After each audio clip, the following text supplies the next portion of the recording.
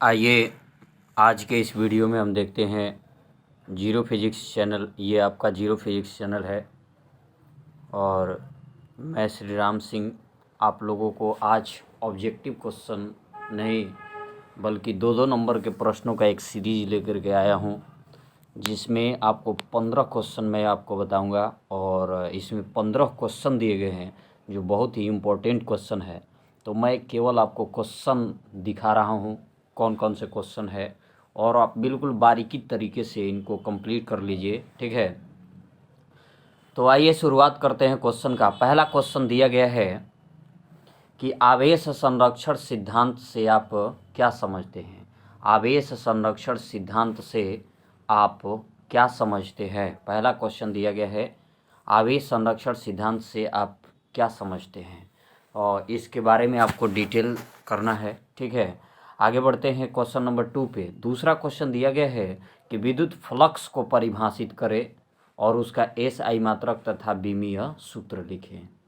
ये बहुत ही ये सारे प्रश्न जितने भी है वो बहुत इम्पोर्टेंट है और आप लोग इसको ज़रूर एक बार नोट कर ले, एक बार ज़रूर देख ले। ये आपके परीक्षा में ही आने वाले प्रश्न हैं। तो दो क्वेश्चन हमने देख लिए और तीसरा क्वेश्चन देखिए। तीसरा क्वेश्चन दिया गया है कि अपवर्तनांक से आप क्या समझते हो, ठीक है। अपवर्तनांक से, प्रकाश के जो अपवर्तनांक होता है उस अपवर्तनांक के बारे में आपको बताना है कि अपवर्तनांक से आप क्या समझते हैं। इसके बाद है चौथा क्वेश्चन दिया गया है कि SI मात्रक के साथ संधारित्र की धारिता को लिखें। यानी संधारित्र की धारिता का जो परिभाषा होता है वो SI मात्रक के साथ, यानी संधारित्र की धारिता का SI मात्रक, धारिता का तो SI मात्रक फैराड होता है और संधारित्र की धारिता को यहाँ परिभाषित कर देना है, ठीक है। आगे बढ़ते हैं इसी दौरान। तो आपका पांचवा क्वेश्चन है।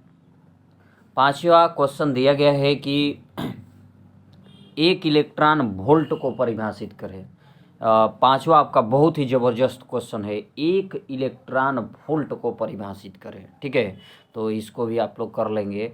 इसमें ये बातें बोली जाती है कि अगर दो बिंदुओं के बीच में है, मैं आपको ये क्वेश्चन एक बार रिपीट कर देता हूँ, सुन लीजिएगा। परिभाषा है, छोटा सा परिभाषा है, एक इलेक्ट्रॉन वोल्ट को परिभाषित करें। तो इसमें आपको ये कहना है कि अगर दो बिंदुओं के बीच 1 वोल्ट विभवांतर हो, अगर दो बिंदुओं के बीच 1 वोल्ट विभवांतर हो तो एक इलेक्ट्रॉन को एक स्थान से दूसरे स्थान तक ले जाने में जो किया गया कार्य होता है, वही किया गया कार्य का मान 1 इलेक्ट्रॉन वोल्ट के बराबर होता है। और 1 इलेक्ट्रॉन वोल्ट बराबर होता है 1.6 गुणे 10 के पावर -19 जूल होता है। माइनस क्या होता है, 19 जूल होता है, ठीक है। 1.6 गुणे 10 के पावर -19 जूल होता है। इतनी सारी बात आप लिख दीजिएगा, आपको 2 नंबर कंप्लीट हो जाएगा। आगे बढ़ते हैं क्वेश्चन नंबर 6 पे। संधारित्र की धारिता को प्रभावित करने वाले कारकों को लिखें। संधारित्र की धारिता को प्रभावित करने वाले कौन कौन से कारक होते हैं, इस बात को आपको लिखना है, ठीक है। आगे बढ़ते हैं क्वेश्चन नंबर 7 पे। समानांतर प्लेट संधारित्र में दूसरे प्लेट का क्या कार्य है। समानांतर प्लेट संधारित्र जो है, उस समानांतर प्लेट संधारित्र में दूसरे प्लेट का क्या काम है, ये आपको बताना है। क्वेश्चन नंबर 8 दिया है कि धारा घनत्व से आप क्या समझते हैं।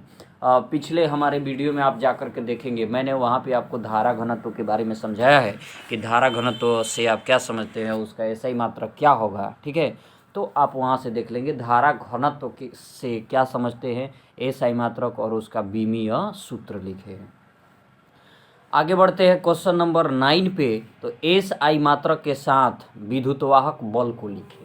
SI मात्रक के साथ जो है विद्युतवाहक बल को आपको परिभाषित करना है कि विद्युतवाहक बल का SI मात्रक क्या होगा, ठीक है।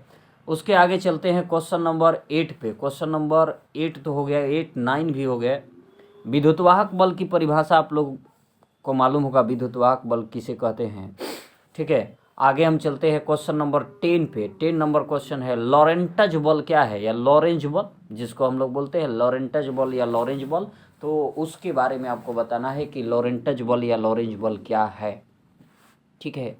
और आगे चलते हैं हम, तो आपको बताऊंगा 11 नंबर क्वेश्चन, पृथ्वी के चुंबकीय तत्व से आप क्या समझते हैं, ठीक है। पृथ्वी के जो चुंबकीय तत्व है, देखिए पृथ्वी पर कहीं भी चुंबकीय क्षेत्र की तीव्रता के मान को ज्ञात करने के लिए 3 तत्वों की आवश्यकता होती है, जिसमें आपको बताया गया है कि दिक्पात कोण होता है, नमन या नति कोण होता है और चुंबकीय क्षेत्र के क्षैतिज घटक होते हैं। ये जो आपकी बातें होती है इसको हम बोलते हैं पृथ्वी के चुंबकीय तत्व, ठीक है।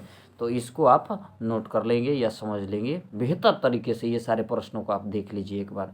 लेंज के नियम को लिखे। लेंज का नियम क्या है और लेंज के नियम क्या है?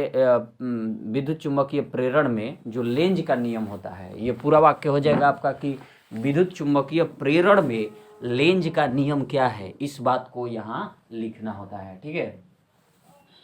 तो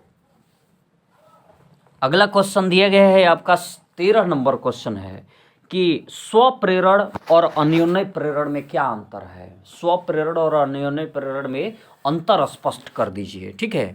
तो स्वप्रेरण और अन्योन्य प्रेरण, एक अपनी कुंडली होती है, एक कुंडली होती है और एक 2 कुंडलियां होती है। उनके बीच में जो प्रेरण की प्रक्रिया होती है उनको थोड़ा सा परिभाषित आपको कर देना है, ठीक है। आगे बढ़ते हैं क्वेश्चन नंबर 14 पे। क्वेश्चन नंबर 14 जो दिया गया है, क्वेश्चन नंबर 14 देखिए क्या है। 14 नंबर है कि ट्रांसफार्मर की दक्षता से आप क्या समझते हैं। ये ट्रांसफार्मर की जो दक्षता है उसके बारे में आपको बताना है कि ट्रांसफार्मर की दक्षता क्या होता है, ठीक है। तो सिंपल सा एकदम ये दिया गया है कि ट्रांसफार्मर की दक्षता क्या होता है।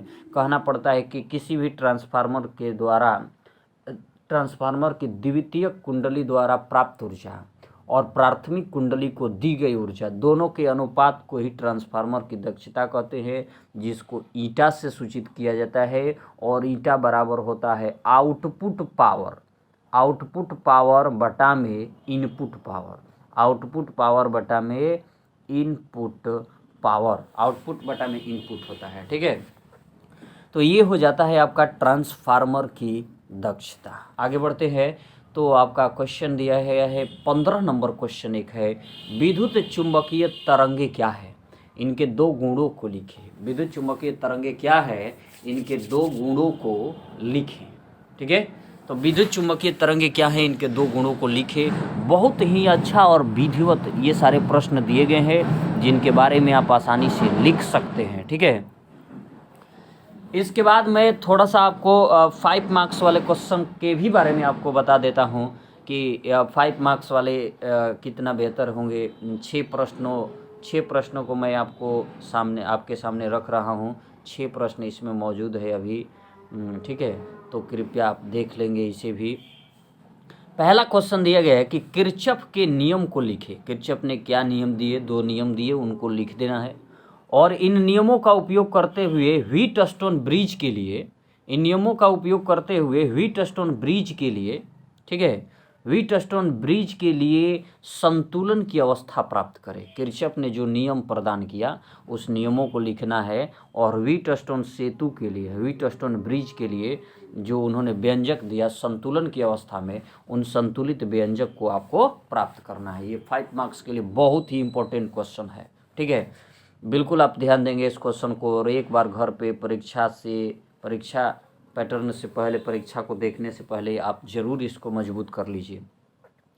दूसरा क्वेश्चन है आपका, विद्युत द्विध्रुव के कारण किसी बिंदु पर विद्युत क्षेत्र की तीव्रता का व्यंजक प्राप्त करें। किसी बिंदु पर, अक्षीय स्थिति, निरक्षीय स्थिति या जब बिंदु कहीं भी हो, तो उस स्थिति में आप विद्युत क्षेत्र की तीव्रता का व्यंजक प्राप्त करें। तीनों में से कोई एक व्यंजक आप जरूर कंप्लीट कर लीजिए, ठीक है। आगे बढ़ते हैं। क्वेश्चन नंबर 3 है, ट्रांसफार्मर का सचित्र वर्णन करें। ट्रांसफार्मर जो है उसका सचित्र यानी ट्रांसफार्मर का कार्य विधि लिखे, बनावट लिखे और उसके बारे में जो भी है उन सारी बातों को आप लिख दीजिए। ये भी एक क्वेश्चन बहुत ही इंपॉर्टेंट रहेगा।